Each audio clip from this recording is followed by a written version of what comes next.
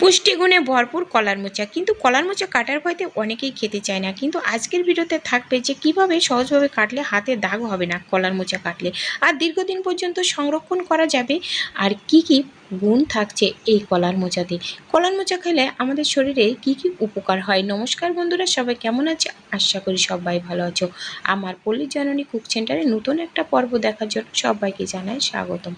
আজকে দেখো দুটো কলার মোচা নিয়েছি। তো এই কলার মোচা দুটো তো একদিনে খাওয়া সম্ভব নয়। তো এই কলার মোচাটা দীর্ঘদিন রেখে কি করে খাওয়া যায় সেই পদ্ধতিটা তোমাদের সাথে শেয়ার করব। তো কেউ স্কিপ করো না, ভিডিওটা প্রথম থেকে শেষ পর্যন্ত দেখো, আশা করি ভালো লাগবে। আর এই যে দেখো কিভাবে কলার মোচা এই ফুলগুলো আমি বেছে নিচ্ছি। দেখো এইভাবে কিন্তু বেছে নিতে হবে। উপরে একটা খোসা থাকে সাদা, সেই খোসাটা তুলে ফেলতে হবে, আর ভিতরে একটা লম্বা কাঠি আছে, সেই কাঠিটা বেছে ফেলে দিতে হবে। আর এই যে দেখো খোলা, এই খোলাটা দেখে কার কার মনে পড়ছে যে ছোটোবেলায় কিন্তু আমরা এই খোলা দিয়ে কিন্তু একটু নৌকা নৌকা খেলতাম, পুকুরে জলে ছেড়ে দিতাম। তো তোমরা খেলেছো কিনা একটু কমেন্ট করে জানিও। তো এই যে দেখো মোচা, দুটো মোচা নিয়েছি। তো এই মোচার ভিতর থেকে এই ফুলগুলো নেব, আর এই যে উপরের যে লাল যে খোসাগুলো, এই খোসাগুলো কিন্তু তুলে ফেলে দেবো, যেহেতু এগুলো শক্ত। আর দেখো আমি একটা বাদ দেয়া একটা ব্যাগের পরে রেখে দিলাম, কারণ কলার মোচা থেকে কিন্তু অনেক আটা পড়ে। তো এজন্য হাতে কিন্তু একটু ভালো করে তেল লাগিয়ে নিলাম।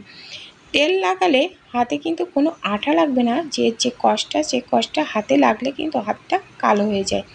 অনেকে আছে যারা কিন্তু মোচা কাটতে জানো না, তারা আজকের ভিডিওটা প্রথম থেকে শেষ পর্যন্ত দেখো, খুব উপকৃত হবে।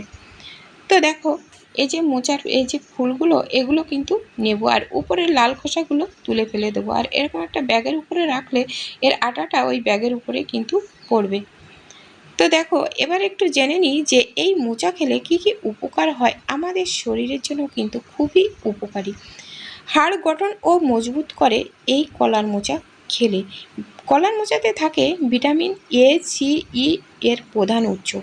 তাছাড়া মহিলাদের যে ঋতুস্রাবের সমস্যা কিন্তু দূর করে এই কলার মোচা। কলার মোচা খেলে আবার রাতকানা থেকে রক্ষা পাওয়া যায়। তাছাড়া ডায়াবেটিস রোগীদের জন্য কিন্তু খুবই উপকারী।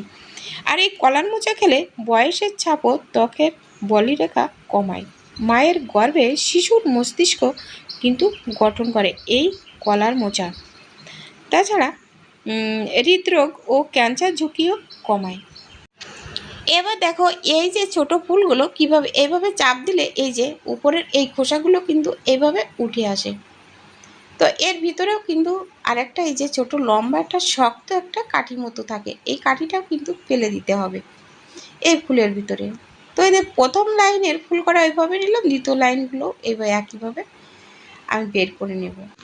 মোচার এই ফুলগুলো না একটু ধৈর্য সহকারে বেছে নিতে হয়, কিন্তু খেতে কিন্তু দারুণ লাগে। কলার মোচা দিয়ে অনেক রকমের রেসিপি তৈরি হয়, যেমন ঘন্ট বাটা বলো, চচ্চড়ি বলো, যা করো না কেন সব কিন্তু খেতে ভালো লাগে। আর তাছাড়া বিশেষ করে কলার মোচার চপ পাকোড়া, এগুলো তো সবার পছন্দ। তো বন্ধুরা একটু কষ্ট করে কেটে নিতে হবে এইভাবে। আর তাছাড়া এই কলার মোচা কিন্তু একদিন কেটে কিংবা অন্য কারোর সাহায্যে কেটে নিয়ে দীর্ঘদিন পর্যন্ত সংরক্ষণ করা যায়। তো আজকে তো আমি এই সংরক্ষণ করার ভিডিও দেখাবো, যেহেতু দুটো মোচা তো একবারে খাওয়া সম্ভব নয়। তো কিভাবে সংরক্ষণ করি তো তোমরা সবাই দেখতে থাকো। আর এই পর্যন্ত যারা দেখেছো লাইক দিতে ভুলে গেছো, একটা লাইক করে দিও। তো এই যে দেখো গামলার ভিতরে জল নিয়েছি, কিন্তু ফুটে কিন্তু জলের ভিতরে রাখতে হবে। আর এই জলে দিতে হবে একটু হলুদ দিলে এই যে কষটা এই হলুদের সাথে কিন্তু মিশে যাবে। আর এই যে দেখো এই পর্যন্ত কেটে এসেছি, কিন্তু দেখো হাতে কিন্তু এখনো আটা লাগেনি। তো আর একটু তেল আমি দিয়ে নিলাম, আমি এই খোসাগুলো কিন্তু সব বেছে নেব। তো এইভাবে তোমরা দেখতে থাকো।